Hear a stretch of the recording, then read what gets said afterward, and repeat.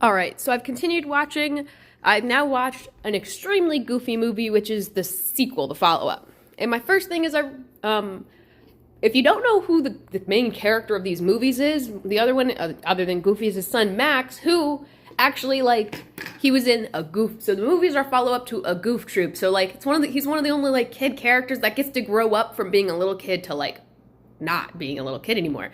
And I think that is just in general really nifty because Louie, Huey, and Dewey are always kids. I'm sure they're not always kids, but that's the point still remains. It's really nifty to see that they grew up the character, and the character got to, different problems with dealing with his dad as he got older, which is nifty. It's very real life and stuff.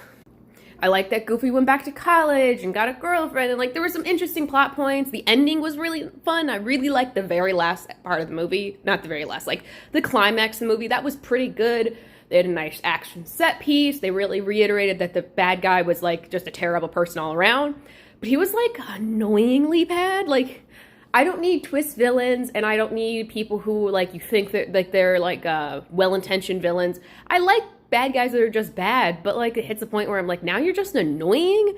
And he was the frat boy, rich boy, annoying type thing. And it was just it got old after a while, and his animation, his face design drove me up a wall. I could not stand it. It was the worst thing I'd ever seen.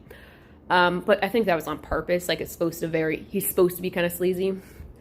Also, there's no songs. There are some songs, but there's not as many songs. And I feel a Goofy movie had a lot of really songs I really enjoyed. So that's another area where this fell flat. The story felt overly convoluted more than once. There were parts that made sense, and then, Goofy ended up on the team with the bad guys for a little bit. Why? How? It got a little convoluted to me.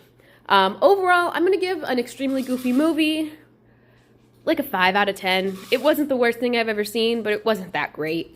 It's worth a watch, but it's one of those movies that doesn't, in my opinion, does not quite live up to the standard the first one set.